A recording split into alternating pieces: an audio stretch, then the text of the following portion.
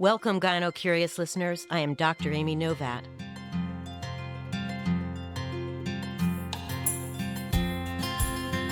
We are here to investigate what it means to be a healer and to be healed. I have the pleasure of welcoming back McKenna Eldh, a New York State certified midwife who is now working here in Rhinebeck at the Northern Duchess Hospital Birthing Center. McKenna did her undergraduate degree in political science at the College of the Holy Cross in Worcester, Mass., and then at 21 decided to pursue a calling in midwifery and women's health. Eventually graduating from SUNY Downstate in Brooklyn with a master's degree in midwifery, she spent her early part of her career before coming to Rhinebeck working with other midwives in Park Slope at the New York Presbyterian Brooklyn Methodist Hospital. Welcome, McKenna. Thank you so much for having me. It's my greatest pleasure. I was thinking about endometriosis today, as I remembered being 12 and walking home from school and realizing I felt some weird cramping in my pelvis and that something was definitely happening. My first period was announced when I got home, and my mother, who was not one for tradition or celebration of any sort, but a very practical woman and one of action, took me immediately to the store to get the purchase of my first menstrual pads. This was the start of what was eventually monthly cycles that were horrible. I had painful periods for years. I don't know how many Motrin I took with very little support at home. I never told a doctor about it. I didn't see an obstetrician or a gynecologist until I was in college. And my mother, who again was an incredibly practical, wonderful woman, would push me out the door as I was suffering from menstrual cramps. And only when I got to school would I get some respite in the nursing office. But this would happen month after month. Yeah. And it was only after I had some gynecological surgery as in my midlife that I was told I had endometriosis. I had a feeling I did once I started learning OBGYN, but again, I never had the time to really figure it out. I just suffered in silence. And I think that's the theme of our mourning to some degree, is that so many women do suffer in silence around this diagnosis. And I know this is a diagnosis that you and I share. Yeah. And we share it with 2 to 10% of American women across all ethnic backgrounds and at any age, but most commonly affecting vulva havers between the ages of 25 and 35. So I guess I'd like us to talk about your discovery and history and experience with endometriosis and have this opportunity be one of learning for our listeners and to let them know they're not alone out there. Yeah, I feel for everyone who has ever had cyclically painful periods. It is a challenge, and you are not alone. My endometriosis diagnosis is relatively recent, but was preceded by, how old am I? 17 years of monthly, really challenging physical symptoms. I got my period when I was 15, and off the bat, just like you, horrible periods, very heavy bleeding, horrible menstrual cramps, vomiting, wouldn't be able to go to school some days. And I felt like I was going crazy all the time. And I went to an OBGYN when I was, had about 6 months of these periods. I was like, I can't do it. The answer is you go to the OBGYN, and generally you're put on an oral contraceptive pill. I had horrible side effects. I have been on every pill, I think, in existence, and I have tried IUDs, everything. But as a teenager, and this was also really influential into why I became a midwife, but my experience with this doctor was, okay, you have to take the pills. It's your only option, and it's your own fault then if you don't want to take these. This was really the response. I also later learned I have, it's well managed now, but premenstrual dysphoric disorder, which is it's like PMS on crack. And it manifested with really bad anxiety and depression. And I didn't know where it was coming from. And I would tell the doctor, I feel like I'm going crazy. And she, I was called attention seeking. I, was kind of like a problem child. I was very emotional and I just didn't know. And I wasn't diagnosed with PMDD until I was 22. And I was diagnosed by an acupuncturist who had previously been an OBGYN. Yeah, and many years, and no one talks about it. And we're talking about it more now, but, definitely 15 years ago, these were not discussions that you're having. And the answer was always, you go on a birth control pill. And if it doesn't work, like, hands up, I don't know what to tell you what to do. This is the option. So fast forward, I got diagnosed with PMDD in 2010, which is often associated with endometriosis. So I now know I've definitely always had this kind of stuff going on. It's my vulnerable point in my body, I guess, is my reproductive system. And I started noticing, and also when you have, I guess I will say, the positive thing about having bad periods or anything gynecological is you become very in touch with your cycles and yourself and your body. I'm very aware of everything that's going on all the time because you just deal with it all the time. So a couple years ago, I think it was like in 2020, I started to notice that like I was feeling every time I ovulated. And it wasn't just, some people feel like a pinching with ovulation. It's called Mittelschmerz, which is a fun word. I was having like a week of pain and distension, abdominal distension, GI upset. And I was like, this is weird. And it kept happening. They saw a 1 centimeter cyst on one ovary. They were like, can't really tell what it is. With an ultrasound. With an ultrasound. So I went for an ultrasound. I thought my appendix had burst. That's how bad this pain was at this point. I went to the ED and they said, you have a cyst on one ovary. We're going to watch it. And I was busy. It was COVID. It was weird. I didn't follow up. Will also say I knew in the back of my mind what it was. And I was so terrified of this diagnosis because of my treatment options, birth control pills, not a fan. I almost didn't want to deal with it. And then finally the pain was constant. And I went and I was diagnosed with endometriosis. And at that, oh, sorry, go ahead. No, I'm just going to cut you off because not everyone knows what endometriosis is. So Can you describe that or define it, please, for the audience? Sure. So I guess you have in the uterus, you have the lining of the uterus, which is a special tissue called the endometrium. And it is hormonally influenced and it proliferates. So it grows every month. And, to accommodate a potential pregnancy. And then when you don't get pregnant, because we don't get pregnant every month, it sheds and you get your period. And that's what bleeding is. It's the shedding of this uterine lining. So endometriosis is the growth of endometrial-like tissue. It's not necessarily the same tissue, but it's hormonally influenced tissue, except it's outside of your uterus. So it can be on your ovaries. It can be on your intestines. I learned it can be in your eyeballs. So these lesions can grow anywhere in the body. They proliferate just like your uterine lining does, and then they bleed and they shed just like you would during a period, which then causes inflammation in the area wherever it's growing. And because you get a cycle every month, presumably, it grows and proliferates every month. So, yeah. And so the symptoms that women vulva havers tend to have are, lots of things, but pain is the number one thing. And it can be maybe pain with intercourse, without intercourse, during your period. Periods tend to be more agonizing. The pain is usually people are taking ibuprofen for days and days on end. Sometimes that doesn't touch it. And maybe it doesn't have to. I had a lot of pain, like I said, with ovulation.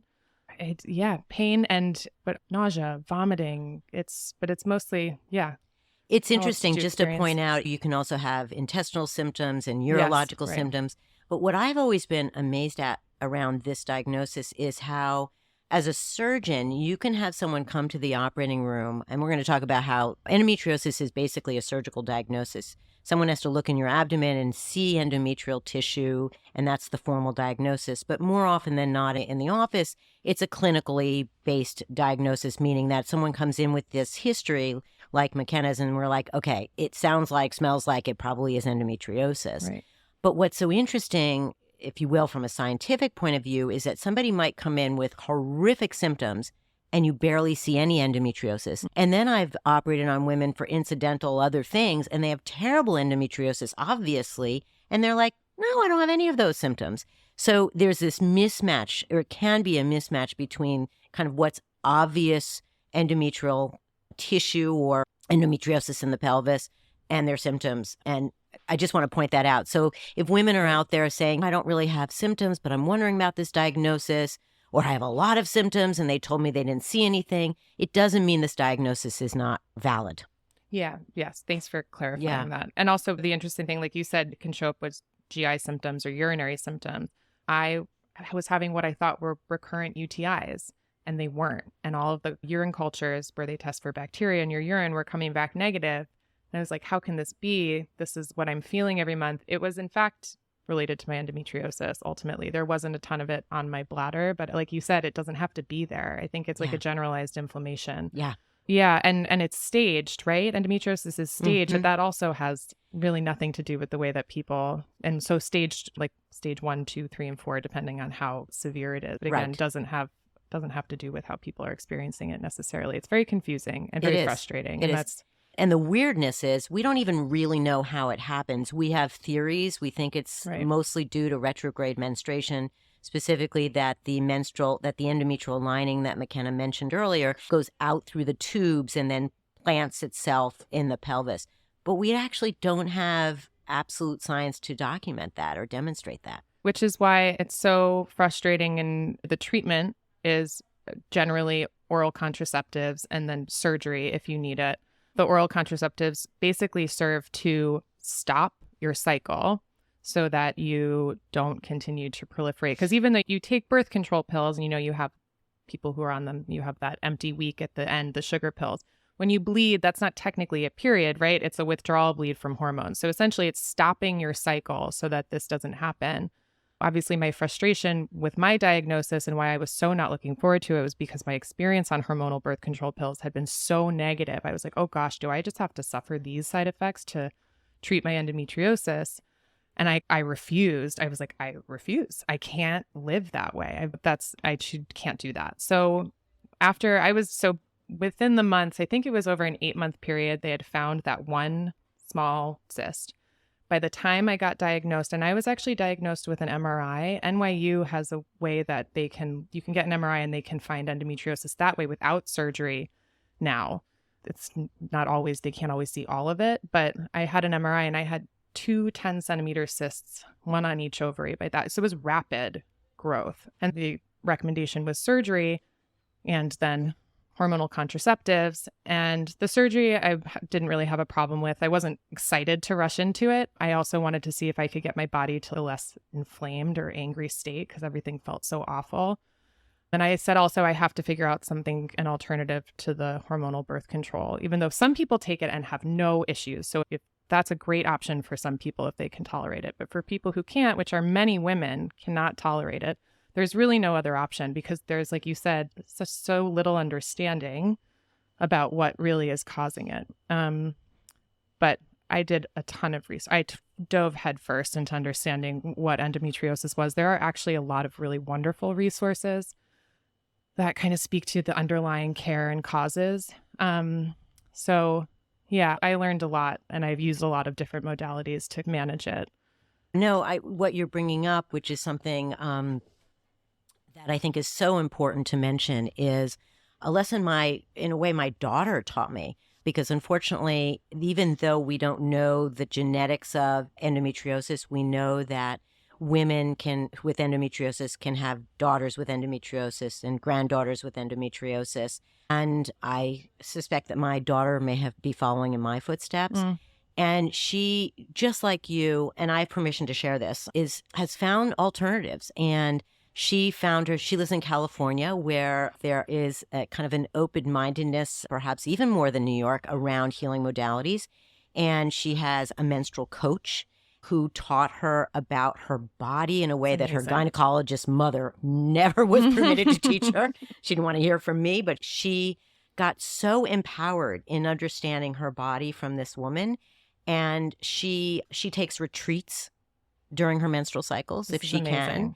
And like you, really had no interest in the birth control pill or any hormonal intervention. And I want to just point out to our listeners, when we talk about the birth control pill, we're including all the hormonal modalities like the patch, the ring, the IUDs, anything which is usually used for contraceptive techniques or purposes. Those hormones are a way in which to block the hormonal environment that may be supporting and producing and exacerbating endometriosis. So tell us about what were some of the alternative ways in which you found self-care during that time? Yeah.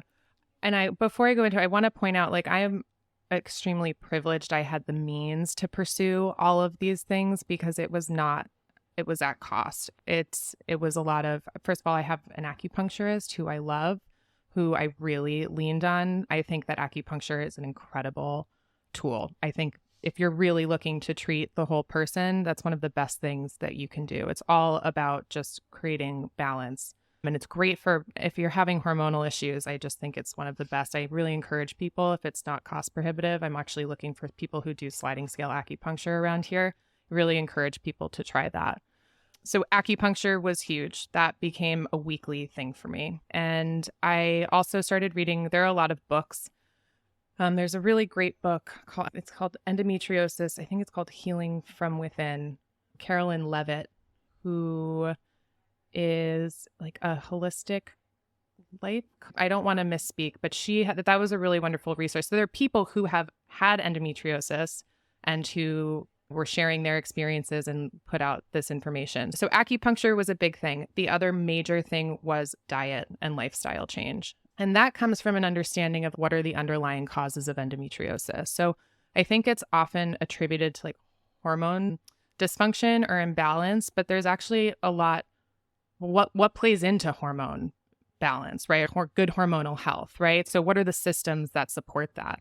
The immune system, your digestive system, which is linked to your immune system, right? The vast majority of your immune system is in your gut. So if you're supporting your immune system, you need to have a healthy gut. The other thing is supporting your liver, which is what processes the hormones in our body, right? So endometriosis is it's a very estrogen heavy disease, right? Where there's usually excess estrogen that may be causing this, right? So making sure that your liver is functioning well so that it can process excess hormones in your body. The other thing that I'm super interested in is the histamine response in the body, because there seems like and that has to do with the immunology part of it. And again, gut health. So it all comes back to diet. I did an elimination diet, which was really not fun, where you just basically cut out everything and then slowly add things back in. And I kept a journal and I would write down all of my symptoms. So I took out chickpeas. I would add chickpeas back in, and this is the way that my gut felt. This is how I went to the bathroom that day. This is how my period felt. A week later, I kept these detailed journals so that I would have an understanding of what was triggering things in me.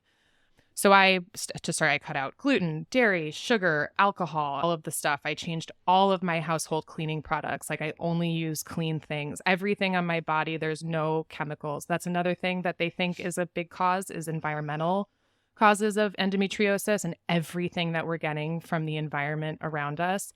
So I encourage, you can't do everything, but like the little steps that you can take to like clean, eat what you can organic. I know that's not easy for everyone, but do the little things you can. Cut out some of the chemicals just here and there to support your body, and that whatever you can do is going to help.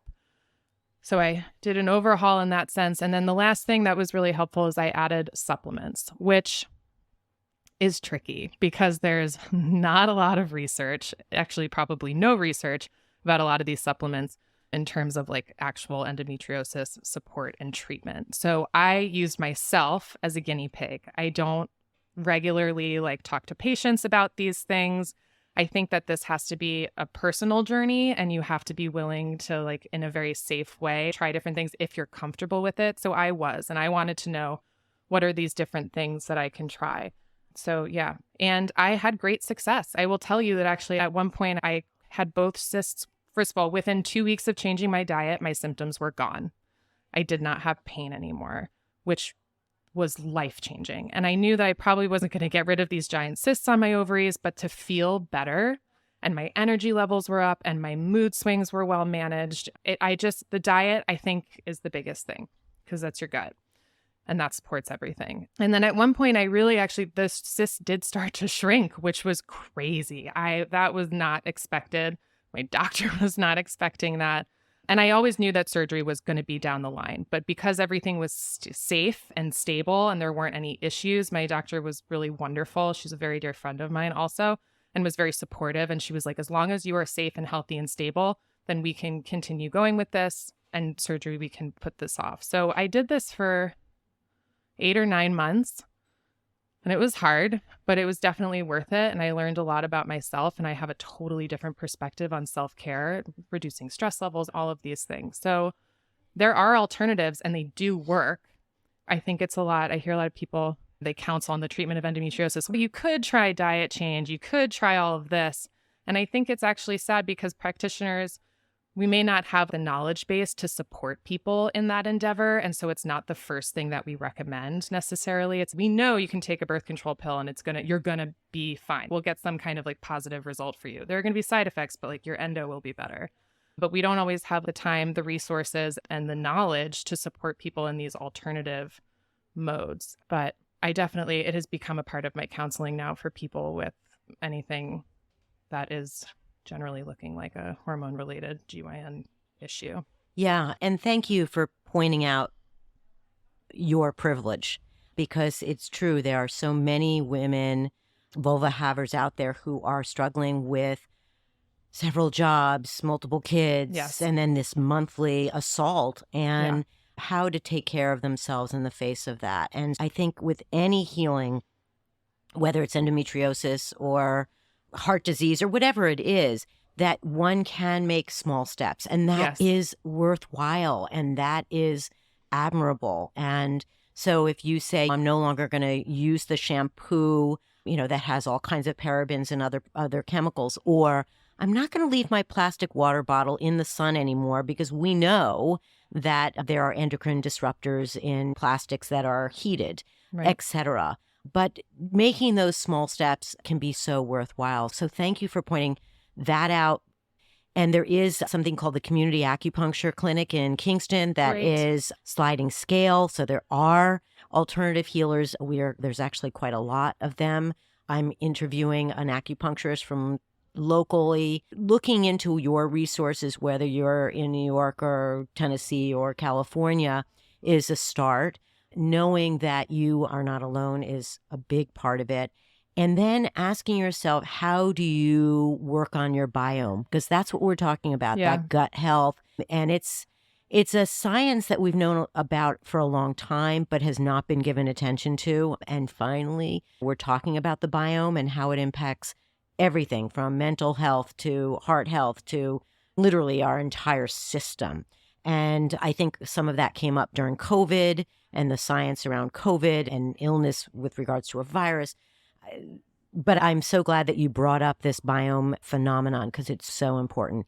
And I think that everyone, really everyone, has an opportunity to say, I'm going to make a change in what I put in my mouth. Yes. And one less piece of white bread, or one less cookie, or I'm going to drink less alcohol or no alcohol, which, bear with me, it may not be such an easy thing, because sugar and alcohol are both addictive drugs. So it's anything you can do. Yeah. So thank you for pointing out how important it is with regards to self-care and what we eat and how we eat and listening to your body. It's such a big part of this, right? And so many of us are in a world of just work and work, and there's so little time for that. So how did you begin to say, I have to make this shift? Was it the 10-centimeter masses? Was it you got to a point where you were just so tired of the pain? Was there a point at which you said, I've got to do something different? Yeah, the diagnosis was really hard for me. I went into a pretty dark place for about a week, because it was the thing that I had feared most, because the treatment for it was the thing that I didn't want to do above anything else in the whole wide world. And I just felt like I had a choice. Like I hesitate. I don't want to sound too woo-woo about this, but it's so weird. I'm so grateful that this happened in a weird sense, because my life is so much better with all of these changes and with this understanding. And I lost a fallopian tube in the process, and I wouldn't give it back to be back where I was, because I wouldn't take it back, rather, because I've learned so much from this experience. So I got the diagnosis. It was really hard. And then I was just like, no, like, it's go time. I have to understand what's going on. I'm not going to take this at face value. I'm not going to, can't be the only option. And because I believe in the body's ability to self-regulate and heal ultimately. I really genuinely do. And I think that's a huge thing also in terms of, you're saying, listening to your body, being in touch with your body. When something happens like this, or with any health issue, any kind of chronic, you start to hate your body and you're like, why are you doing this to me? And you're betraying me and you're supposed to work and take care of me. And like, really, it's actually, it goes both ways. Like, we have to take care of our body. We have to love it and really appreciate it. And so I think that in this weird, like, it's almost like I was looking back at myself and I was like, oh, I got to take care of you now. Like, you took care of me for, I really have to take care of you. This is my responsibility and it's only my responsibility.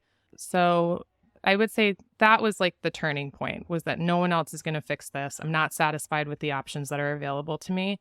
And this is my responsibility now to fix it. And also to learn if I can share this with other people, and also just if I can give them any information that's helpful and makes any kind of positive impact, like, then it's totally worth it, which is why I guinea pigged myself with all of these supplements. In the event that anyone's interested, I won't, like I said, professionally, I'm not talking about these things as part of treatment, but I do encourage people and I give them the resources, say, hey, go do all of this reading, find out what resonates with you. That's the most important thing, I think, when you're talking about self-healing or taking care of yourself. There's tons of information. Ultimately, I really believe that the right information for you will resonate. You'll be like, oh, that makes sense. Or, I can do that. That seems reasonable. That seems achievable. And that's a part of the process. Yeah, and that's a part of listening to yourself. So just get access to the information and then figure out what information feels useful and achievable to you.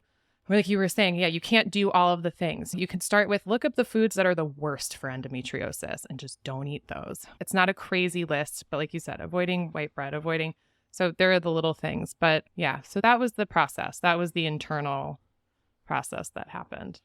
I think this is a really good opportunity to just bring closure to this conversation, knowing that there's so much more we could speak about. But what you're talking about is hope.